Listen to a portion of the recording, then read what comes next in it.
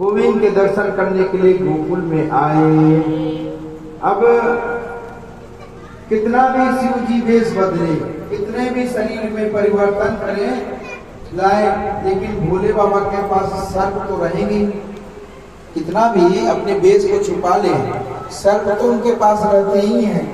अब वेश को बदला इन्होंने और नाम रख लिया स्वामी शंकरानंद। महात्मा बन गए और नाम रख लिया कि स्वामी शंकरानंद जी हैं।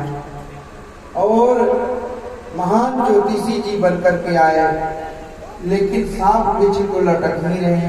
सांप बिच्छू छोड़ के जा ही नहीं रहे, समझा भी रहे हैं तो भी सांप बिच्छू इधर से उधर लटकने लग रहे हैं। उनको समझा रहे हैं कि थोड़ा अंदर तो हो जाओ, चुपचाप तो हो जाओ, लेकिन वो कहाँ चुपचाप रहने वाले, थोड़ी देर तो चुपचाप रहते हैं, फिर लटकने लगते हैं।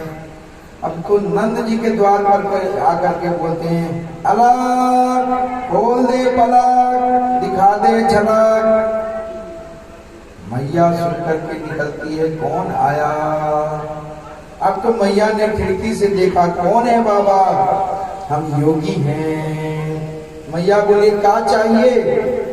शिव जी बोले, अपने लाला को दर्शन कराए दो। और शिव जी आनंद में होकर के और लाला को बधाई देने लगते हैं, कहने लगते हैं, हम तो योगी हैं, हमारा तो आशीर्वाद है। अनेकों प्रकार से आशीर्वाद देते हैं। कैलाश पर्वत पर तपस्या करते हैं, आज मन में आ गई, गुरु का आदेश हुआ तो दर्शन करने चले आए, तो आशीर्वाद दे रहे हैं तुम्हारे लाला को। मैया ने कहा, महाराज जी माफ करो, आपको भोजन चाहिए तो ले लो, आटा दाल चावल जो कुछ भी सीधा सामान चाहिए, आलू भाटा जो कुछ भी चाहिए वो ले लो, लेकिन मैं तो अपने लाला का दर्शन नहीं कराऊंगी। शंकर जी बोले, अरे हम तो बड़ी आशा लेकर के आए थे मैया, लाला का दर्शन करेंगे, और आप तो कह रहे हैं कि दर्शन नहीं कराऊंगी, क्यों नहीं कराएंगी? मैया बोली, महाराज मैं 80 बरस की हो गई और वो 80 बरस की बुढ़िया को तो ये देख के डर लगे कि सांप बिच्छू लटके हैं। अब बता, मैं 80 बरस की हो गई और तुझे देख के मैं डर रही हूँ, तो फिर मेरे लाला को काय हो? वो तो अभी छोटो सो लाला है, लंबे लंबे सांप बिच्छू कानन में, चिता के भस्म लगा रखे, बाघंबर पहन रखे, और लाला के दर्शन मैं नहीं कराऊंगी। ये सांप तो इतुत मुंह मार रहे हैं और पता नहीं ये क्या कर ले, मुझे डर लग रहे हैं। तुम्हारी इतनी विकराल जटा है, मैं लाला को बिल्कुल नहीं दिखाऊंगी। जो भी चाहे बाबा ले लो, लेकिन हीरे जवाहरात सोना चांदी जो चाहे ले लो, लेकिन मैं तो लाला के दर्शन नहीं कराऊंगी। अब तो कहने लगी, माफ करियो महाराज, मैं लाला को नहीं दिखाऊंगी। तुम्हारे वेश दे करके लाला को मेरो डरते हो और मुझे बड़ी बूढ़ी को डर लग रहे हो, तो लाला को जरूर डरते हो, तो आप यहाँ से पधारो और जो चाहिए वो ले जाओ। शंकर जी हंस करके बोले, देखो मैया, सांप को देखकर डरेगा तुम्हारा लाला? हंसने लगे, बोले, तुम्हारा लाला सांप को देख करके डर जाएगा? और खूब हंसने, जोर जोर से ठहाका लगा करके हंसने लगे। अरे मैया, ये तो छोटे छोटे सर्प की बात छोड़ो, तुम्हारा लाला तो 1000 के फन वाले शेष सांप पे सोए है, ये का सांप को देख के डर जाए वो? अब मैया तो समझ नहीं रही है क्या कह रहे हैं भोले बाबा। भोले बाबा झूठ थोड़ी कह रहे हैं, भोले बाबा झूठ नहीं कह रहे हैं। बच्चों को पीछे छोड़ दो, अपना खेलते रहें, और जिनके पास बच्चे हों उधम कर रहे हैं, नहीं मान रहे हैं, उनको लेके पीछे चले जाओ, पीछे बैठ जाओ, आपके पास वो खेलते रहेंगे।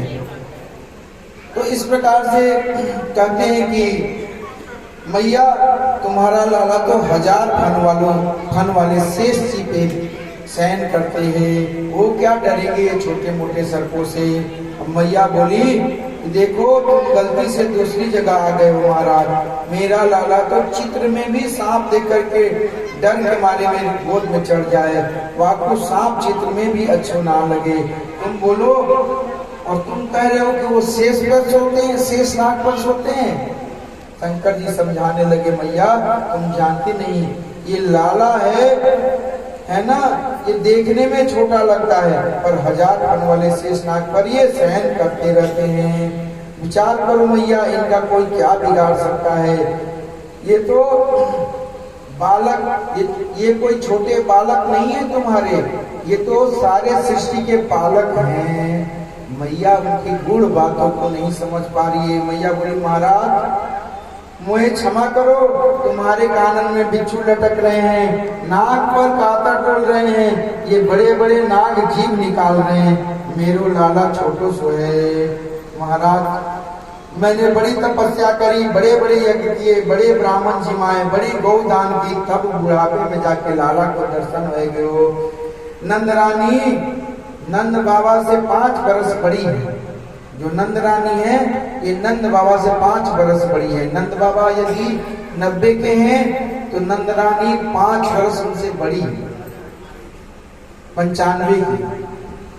तो कहते हैं कि जो है पहले जमाने में कई जगह छोटे अवस्था में विवाह हो जाता था, उतना ध्यान नहीं दिया जाता था उम्र का, और लोगों की मान्यता था कि बड़ी बहू बड़े भाग, यदि बहू बड़ी होगी तो हमारे बेटा का भाग भी बड़ा होगा, क्योंकि बेटे के भाग से आ रही है। तो इसलिए नंद रानी नंद जी के उम्र में थोड़ी बड़ी थी। मैया बोली, मैं नंद बाबा यदि 75 के थे तो नंद मैया बोल रही है कि मैं तो कह रही है मैं 80 बरस की हो गई, मुझे डर लगे तो लाला क्यों नहीं डरे। वो शंकर जी ने कहा, देखो हमारे गुरु का आदेश है, जब तक तुम्हारे लाला का दर्शन नहीं करेंगे यहाँ से जाएंगे नहीं, क्योंकि गुरु आज्ञा है।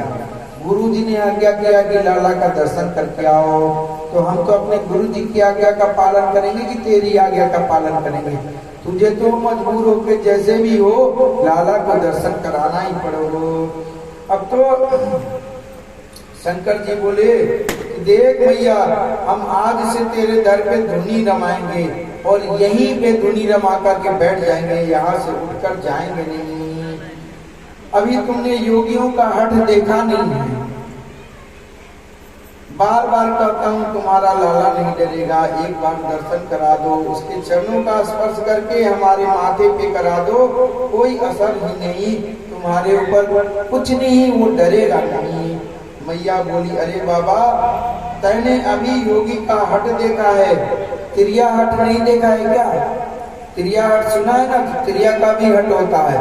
यदि तू हठी बन रहे हो तो मैं भी हटी हूँ। तू योगी हट कर रहे हो तो मैं त्रिया हट कर, मेरे त्रिया हट भी तू देख लो। तू बैठो रहो दरवाजे पे, मैं दूसरो दरवाजा खोल दूंगी, उधर से उधर आना जाना होगा, तू यहाँ दरवाजे पे बैठो रह। लाला मेरे वामे से जाएगो, उसमें से निकलोगे, उसमें से जाएगो, लेकिन तुम्हें दर्शन नहीं कराऊंगी। अब शंकर जी ने कहा कि बड़ा होगा कभी तो बाहर निकलेगा, मैं इसी द्वार पर बैठा रहूंगा तो फिर उसका दर्शन हो जाएगा। मैया बोली, मेरे घर में 15 द्वार है, मैं दूसरे द्वार पर खोल लूंगी, पर लाला तुम्हें नहीं दिखाऊंगी। शंकर जी बोले, मैं 12 वर्ष की धुनी रमा करके बैठ जाऊंगा, कभी तो निकलेगा। मैया बोली, मैं 24 वर्ष तक लाला को घर से बाहर निकलने ही नहीं दूंगी, बैठो रह। शंकर जी बोले, बड़ी हठी है मैया, तो मैया हम चले जाएं? मैया बोली, मैंने तो तुमसे बिल्कुल ना कही कि चले जाओ, खूब प्रेम से बिराजो, 12 साल बिराजो तो हम 24 साल तक लाला को अंदर रोक के रखेंगे, और प्रेम से भोजन बनाओ, जो सामग्री चाहे सब दूंगी, लेकिन लाला के दर्शन नहीं कराऊंगी। शिव जी बोले, तेरी इच्छा मैया, हम तो दर्शन करने आए थे, अब तुम गोविंद के दर्शन नहीं कराती हो तो मैं क्या करूं। मैया अब हम जा रहे हैं। भगवान शंकर वहां से चले उदास होकर के, और भोले बाबा वहां से जैसे ही गए सो मेरे गोविंद ने रोना शुरू कर दिया। सुखदेव जी कह रहे हैं, जैसे ही भोले बाबा वहां से चले तो बाल कृष्ण भगवान रोने लगे। वहां वहां वहां करके रोने लगे। छोटे से तो हैं, अभी तो जन्म हुआ है और रोने लगे। अब तो इतनी जोर जोर से रोना शुरू कर दिया और लाला मैया के गोद में ले ले, दूध पान करावे, सिर पर हाथ फेरे, पर कोई असर नहीं, जोर जोर से रो रहे हैं। गोपियों की भीड़ लग गई, लाला क्यों रो रहा है? मैया का भयो? मैया बोली, जाने का भयो, चोखो भलो सोए रहे हो, अब जाकी नींद खुली तो रोवे ही रोए। कछु न कछु बलाए, कछु न कछु बलाए आ गई, बस रोए ही रोए। गोपी बोली, काऊ की नजर तो नहीं लग गई? नंदोत्सव में इतने लोग बाहर से आए, काऊ की नजर तो नहीं लग गई? मैया बोली, अब मेरी नजर लग गई हो तो मैं क्या कर सकूं? तो यहाँ पर और कोई आयो तो नहीं? अब तो मैया को तुरंत याद आया। मैया बोली, एक सांपन मारो बाबा आयो, बड़े बड़े सांप बिच्छू लटक रहे वाकई, और देखो सिर पर जटा बड़ी लंबी थी। बाबा जे कह रहे कि अपने लाला के दर्शन करवाएंगे, मैंने तो नाई कर दी। अब तो बस बहना, वाह बाबा के जाते ही लाला रोने लग गयो। गोपी बोली, अरे तो वो बाबा ही कोई जादू टोना कर गयो, जरूर ही हुआ बाबा ने कोई कछु जादू टोना कर दो। मैया बोली, तो बाबा को जल्दी बुलाओ, या दूसरा तो गयो।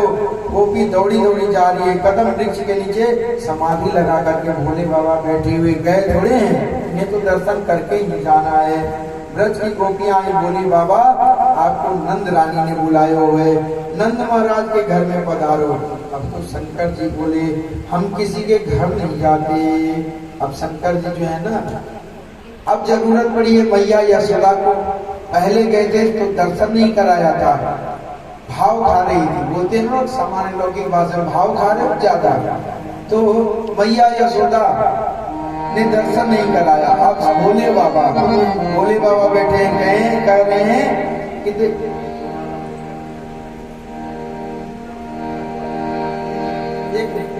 तो अब तो शंकर जी बोले, हम किसी के घर नहीं जाते, बाबा यशोदा मैया ने आपको बुलाया, वहां के लाला को कछु नजर वजर जादू टोना लग गयो है। तो इस प्रकार से अब जादू टोना लग गया है, तो जादू टोना लग गया है। अब ये कैसा लगा है जादू टोना?